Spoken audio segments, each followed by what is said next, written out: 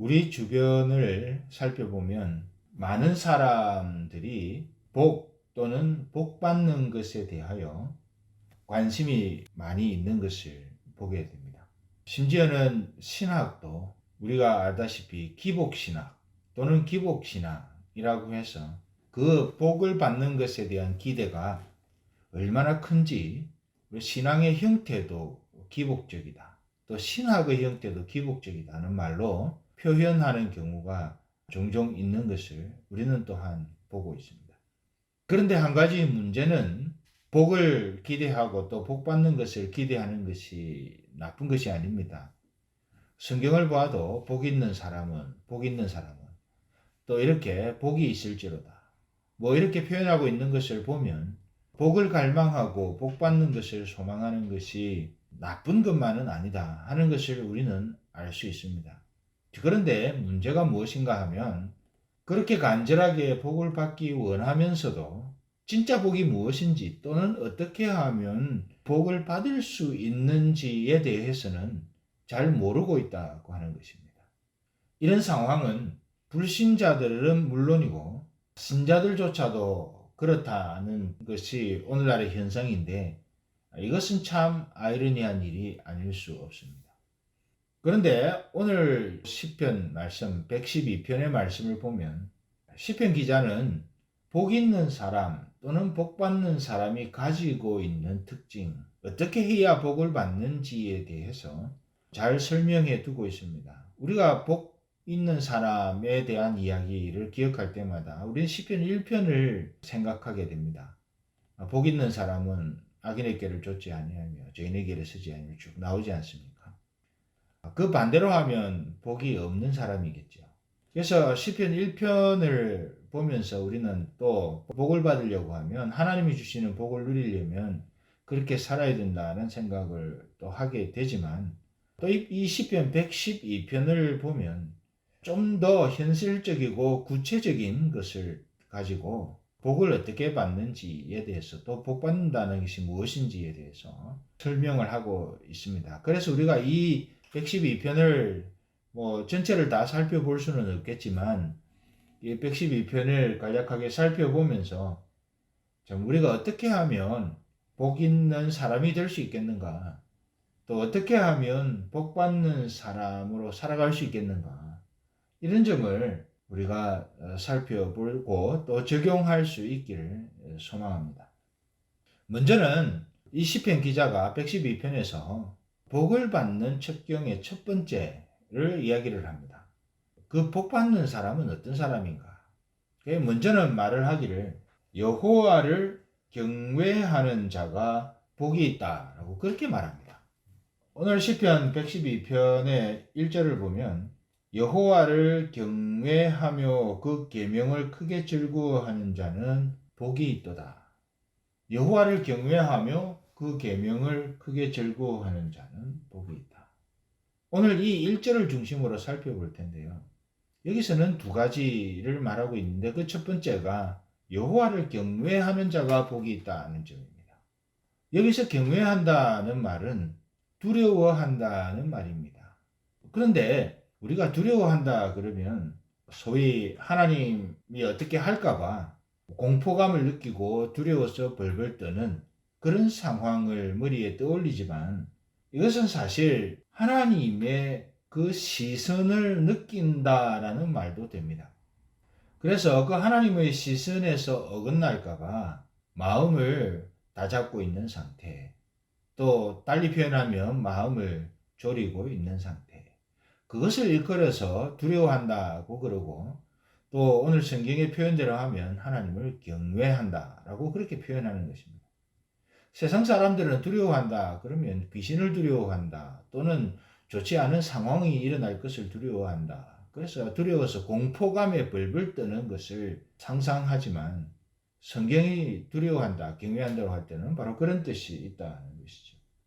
이런 상태를 또한 다른 말로 표현을 하면 유한하고 죄된 본성을 가진 인간이 영원하시고 절대적으로 거룩하시고 전지전능하신 하나님을 기억할 때마다 느끼는 감정, 마음의 상태라고 그렇게 표현할 수도 있겠습니다. 이런 마음을 가진 사람, 이런 사람이 복이 있다는 것이고 또 복 받을 수 있다 하는 것입니다. 세상에서는 복을 받으려면 착한 일을 많이 하면 된다. 또 다른 사람들을 많이 도와주면 된다. 그거는 결과적인 이야기입니다. 복 받는 사람이라서 그렇게 행동하는 것이지 그렇게 해야 복을 받는 것이 아니죠. 오늘 말씀은 분명히 밝혀두고 있죠. 복을 받기 위해서는 하나님을 경외하는, 먼저 가장 중요한 것이 하나님을 경외하는 백성이 되라. 하나님의 시선을 모든 상황과 환경 속에서 기억하는, 생각하는, 그것을 떠올리는, 그것을 의식하는 그런 사람이 되라. 복 받으려면 그렇게 하라는 이야기입니다. 우리가 진실로 복 받는 인생, 복이 있는 인생을 살아가기 원한다면 매사에 하나님의 시선을 의식하는 인생이 되어야 합니다.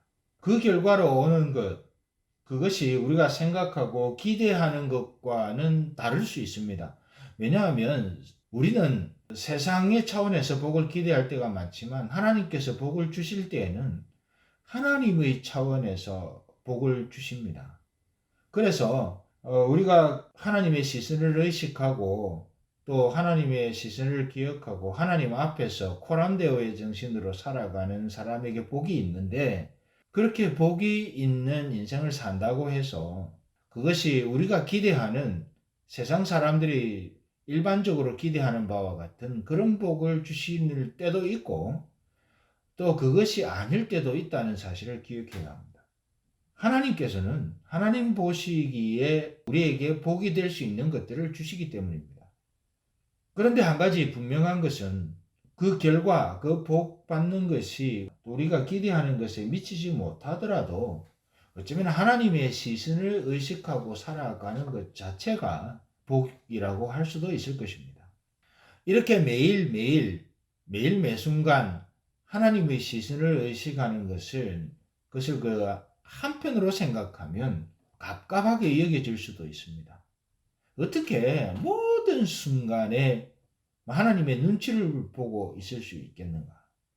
하나님께서 어떻게 하실는지를 왜 그렇게 생각할 수 있겠는가? 하나님의 시선을 의식할 수 있겠는가? 그건 너무 갑갑하지 않는가? 어떻게 그렇게 하나님의 백성들을 그런 식으로 올가매고 있는가? 뭐 그런 생각도 들 수 있습니다. 그게 무슨 복이냐고 말할 수도 있습니다. 그렇게 해야만 복을 주신 하나님은 참 속이 좁은 분이 아니냐. 뭐 그런 생각, 세상에 전도를 하다 보면 그런 이야기들을 하는 불신자들이 참 많이 있습니다. 만일 어떤 사람이 다른 사람의 시선을 의식해야 한다면 그렇게 느낄 수도 있습니다. 그런데 우리가 느껴야 할 것, 하나님의 백성들이 느껴야 할 시선은 다른 사람이 어떻게 보는가, 다른 사람이 나를 지켜보고 있다고 생각하는 그런 것이 아니라 하나님 그분이 지켜보고 계신다 하는 신전의식을 의미하는 것이기 때문에, 또 그분이 또 어떤 분이십니까? 우주의 주인이십니다. 그런 하나님의 시선을 의식할 때는 상황이 완전히 달라집니다. 사람의 시선을 의식하면 깝깝하고 불안하고 저 사람이 나를 어떻게 볼 것인가, 저 사람이 나한테 왜 이러나, 이런 생각 때문에 복잡한 마음이 들고 결코 그것을 복된 상황이라고 생각하기 어렵습니다. 자, 그런데 천지의 주제이신 하나님, 만물의 주인이신 하나님, 우주의 주인이신 하나님께서 우리를 쳐다보고 계신다 하면 그거는 상황이 완전히 달라집니다. 그런데 그 하나님이 나의 하나님이신 것이죠. 그렇다고 하면 마음이 부담스럽고 깝깝하게 느껴지는 것이 아니라 우주의 주인이신 하나님이 나를 지켜보고 계신다 하는 사실 때문에 기쁨과 감사가 있습니다. 한 일국의 대통령, 또 미국의 대통령이 우리 개인에게 관심을 가지고 주목해서 보고 있다면 그게 갑갑하게 느껴지겠습니까? 하물며 우주의 주인이신 하나님이 우리를 지켜보고 계시고 우리의 필요를 알고 계시고 우리의 영육간의 상황을 돌아보고 계신다면 그것이 어찌 대통령에 비교할 수 있겠습니까? 그것이 어찌 갑갑하다고 우리가 생각할 수 있겠습니까? 이런 하나님이시기 때문에 저와 여러분이 하나님 앞에 기도함으로 나아갈 수 있습니다. 뭐 여러 가지 기도 제목이 있을 수 있겠죠. 개인적인 상황, 또 교회, 또 가정, 모든 상황과 관련해서 기도 제목이 있을 수 있습니다. 최근에 제가 알고 지내던 선교사님 한 분이 인도네시아에 계신데, 그 인도네시아에서 정말 오지에서 미전도 종족 사역을 하시는 분이십니다. 이분이 지금 사경을 헤매고 계세요. 어떤 이유로 그러는가 하면 간염이 원래 좀 있으시고, 간염이 있는 데다가 말라리아에 걸렸습니다. 말라리아 걸려보면 그거 되게 힘들거든요. 죽음의 고비를 왔다 갔다 해야 되는 상황인데, 말라리아에 걸렸는데 거기다가 무엇에 또 감염이 됐는가 하니 코비드 19에 감염이 됐습니다. 그 선교사님만 그런 것이 아니라 그 사모님까지 함께 그렇게 됐습니다. 그래서 지금 그분이 속한 선교단체에서는 에어 앰뷸런스를 인도네시아 그곳까지 띄워서 급하게 한국으로 후송할 계획을 세웠는데, 이게 인도네시아 정부와 이런 곳에서 행정적인 처리, 에어 앰뷸런스가 착륙할 허가를 내는 것, 이런 것 때문에 시일이 계속 일주일째 지연되고 있어서 이분들은 정말 죽을 고생을 하고 계시는 것이죠. 그 소식을 들을 때마다 많이 안타깝습니다. 그런데 우리가 그런 소식을 들을 때 어떻게 합니까? 기도하지 않습니까? 우리가 그렇게 기도할 수 있는 이유는 천지의 주제이신 하나님, 또는 인간의 질고를 지고 십자가에 돌아가셔서 보혈을 흘려주신 우리 예수님, 그분이 우리를 지켜보고 계시고 우리의 소리에 귀를 기울이고 계신다. 하나님의 시선을 우리를 향해서 보고 계시고 관찰하고 계시고 그 시선을 거두지 않고 계신다. 그래서 우리는 그분 앞에 있고 그분 앞에서 우리의 삶을 살아가고 있다. 이 의식이 우리로 하여금 어떤 중요한 사안들, 어떤 매 순간 만나는 일들 앞에서 하나님 앞에 기도하게 되는 자연스러운 결과. 그럼 기도를 하면 어떤 현상이 벌어집니까? 기도를 통해서 하나님의 복을 누리게 되는 것입니다. 가장 좋은 것은 우리가 기대하는 대로 우리의 육신의 상황이 개선되어지고 몸이 낫게 되어지는 그것으로 말미암아 우리는 복을 누립니다. 그렇지 않다 하더라도 하나님께서 우리에게 가장 좋은 상황, 가장 좋은 것으로 주시기를 딱 준비하고 그 시선을 집중하고 계신데 우리가 기도합니다. 그러면 하나님께서 거기에 맞는 응답을 주시는 것이죠.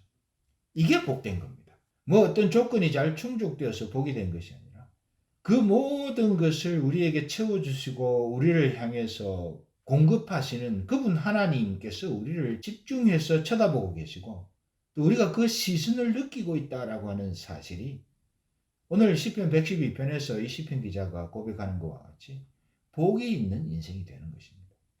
나성삼일교회 모든 성도들이 이런 복을 누릴 수 있기를 소망합니다. 이런 복을 누릴 수 있기를 주의 이름으로 축복합니다.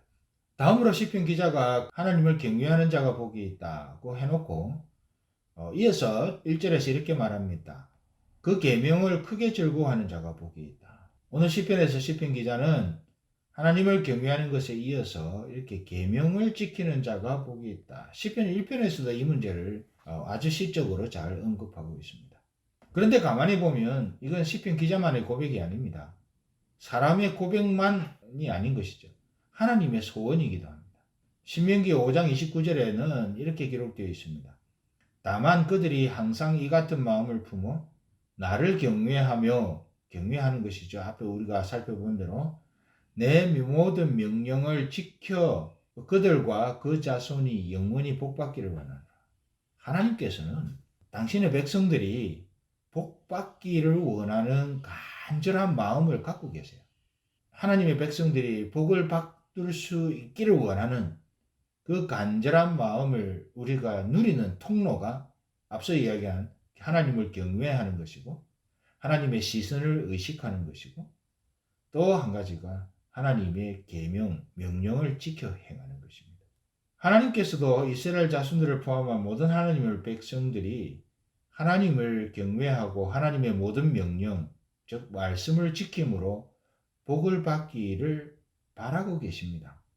영원히 복받는 인생이 되기를 원하십니다. 여러분 이거 정말 감사한 일이지 않습니까? 우리가 잘나서 하나님께서 복을 주시는 것이 아니라 우리가 못났음에도 불구하고 우리가 불완전함에도 불구하고 우리의 육신이 날마다 업앤다운이 있음에도 불구하고 어떤 때는 건강했다가 어떤 때는 약했다가 도무지 종잡을 수 없는 인생의 상황들을 경험해 가고 있음에도 불구하고 하나님의 소원은 그 하나님의 백성들, 하나님의 자녀들이 영원히 복을 받기를 원하신다는 것입니다. 그걸 위해서 하나님을 경외하고 하나님의 시선을 의식하고 또 그걸 위해서 하나님의 명령을 지켜 행하기 위한 마음의 간절한 소원을 가지는 것입니다. 그 백성들을 하나님이 긍휼히 여기시고 영원히 복받기 원하는 하나님의 그 은혜를 베풀어 주시는 것이죠. 또 하나 진실로 복받는 사람은 하나님의 말씀을 즐거워합니다. 하나님의 말씀을 크게 즐거워하고 주야로 그것을 묵상합니다. 말씀을 묵상하는 것과 내 인생의 조건들이 혹 내 육신의 상황이 개선되는 것이 어떤 관계가 있겠는가라고 퀘스천을 하실 분들도 혹 있을지 모르겠습니다. 그러나 하나님은 분명히 말씀하십니다.